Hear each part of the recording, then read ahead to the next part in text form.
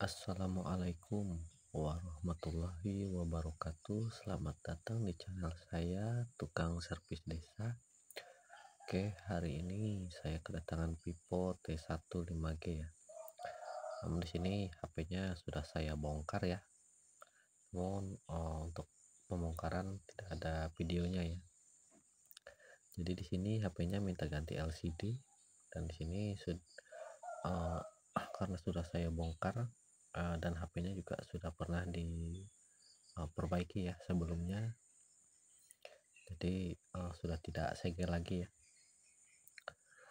Lanjut lepas bagian-bagian seperti SIM tray dan baut-bautnya ya. Di sini karena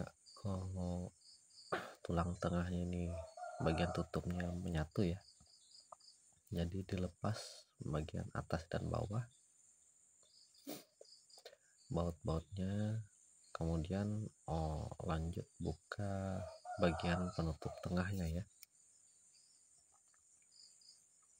Dan di sini alhamdulillah sudah terlepas baut-bautnya. Kemudian untuk bagian fingerprint itu, karena itu di bagian bawah tutup mesin ya, dan itu kayaknya agak terpisah ya dengan tulang tengahnya. Saya set pelan-pelan untuk melepasnya, jangan sampai terlalu dalam ya, takutnya mengenai bagian fleksibel fingerprint. Dan ini saya angkat dulu untuk bagian tutup mesin untuk melepas fleksibel fingerprintnya ya. Alhamdulillah sudah terlepas, dan LCD-nya ini sudah saya siapkan karena di sini LCD masih belum saya review ya. Jadi LCD ini wajib dites dulu sebelum dilakukan pemasangan ya, dicek dan lakukan pengetesan ya. Oke, sini lanjut ke pengetesan. Oke, pasang dulu bagian konektor LCD dan baterai, kemudian lanjut dihidupkan ya. Alhamdulillah udah muncul logo. Kita tunggu sampai ke tampilan depan, dicek dulu bagian sentuh-sentuhnya, dan alhamdulillah sudah normal ya, insyaallah normal. Lanjut ke pemasangan ya. Oke, lepas dulu untuk bagian konektornya, kemudian disitu saya cocokkan ya, ternyata kayaknya agak tebelan sedikit ya daripada yang bawaan. Lanjut lepas baterai dan buka plastik bening di bawah baterai ya, kemudian lepas segelnya dan lepas juga plastik-plastiknya ya, dan rapikan LCD barunya. Ini kayaknya kurang pas ya, rapikan kembali. Oke, sebelumnya saya paskan dulu di frame ya. Ini karena sudah saya bersihkan ya, jadi bisa langsung dilakukan pengeleman ya. Lanjut kasih lem secukupnya, kiri kanan, atas bawah, samping samping, kasih lem secukupnya. Oke, lanjut pengeleman. Jangan juga terlalu banyak ya, karena apabila terlalu banyak nanti malah ini ya, LCD-nya ini agak terangkat ya. Oke, kasih dulu lem secukupnya, dan di bagian atas ini karena sensor ya, jangan terlalu banyak di bagian sensor.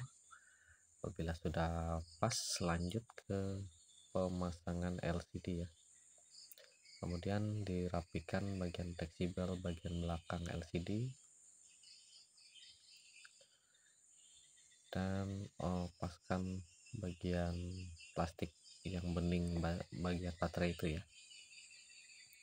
Lanjut pasang baterai dan rapikan juga untuk bagian-bagian lainnya ya. Oke, apabila sudah dirasa pas,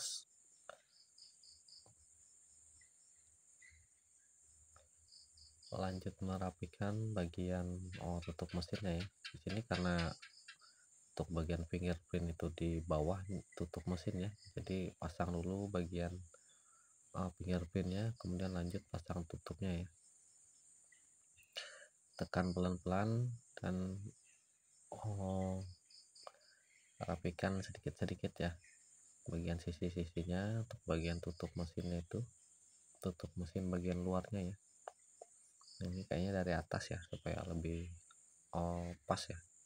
Oke, sambil merapikan, tekan pelan-pelan, jangan tekan di bagian LCD ya, takutnya kalau terlalu menekan di bagian LCD itu bisa merusak ini ya, LCD-nya ya.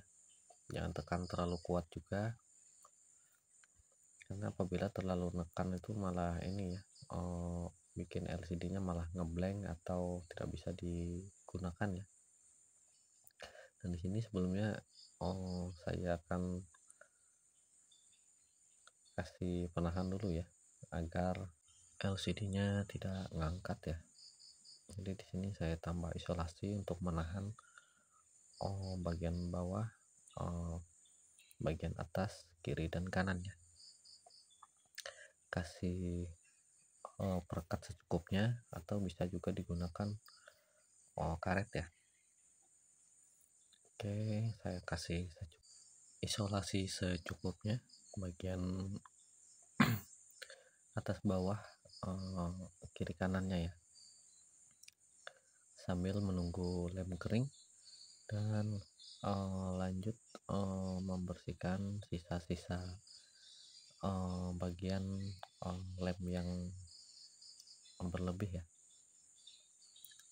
Apabila ada bagian lem-lem yang keluar, dibersihkan sedikit-sedikit.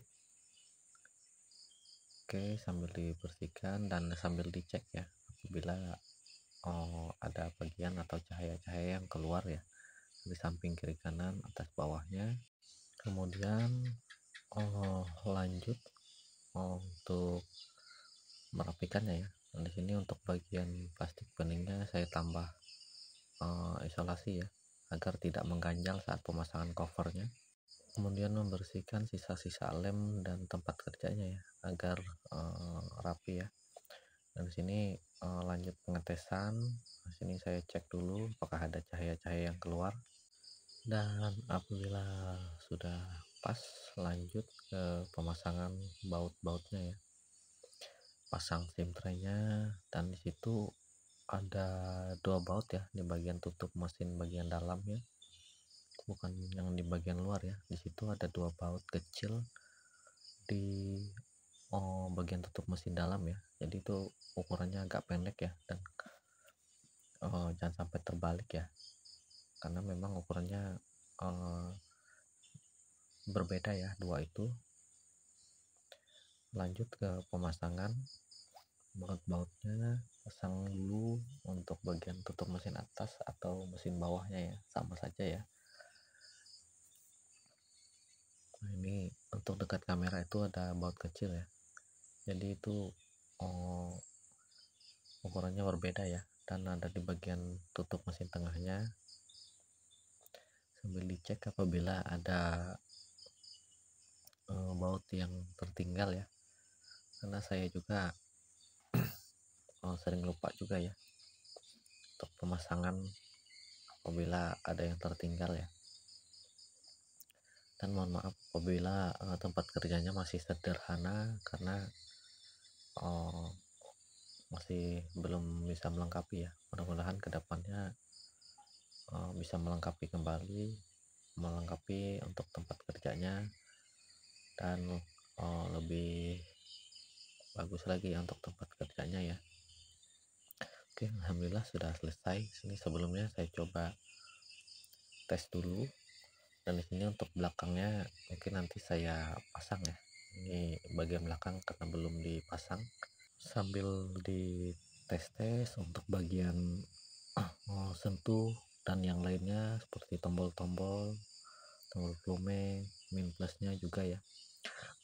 Di sini karena bagian belakang masih ada yang mengganjal, jadi saat melakukan pemasangan itu agak terangkat ya. Nah, di sini saya tambah perekat di bagian baterainya, dan ini alhamdulillah aman ya. Mungkin nanti akan saya pasang kembali ya. Nah, sini sambil saya tes dulu untuk tombol-tombol, insyaallah aman. Terima kasih yang sudah menyaksikan. Jangan lupa bantu like, comment, dan subscribe-nya.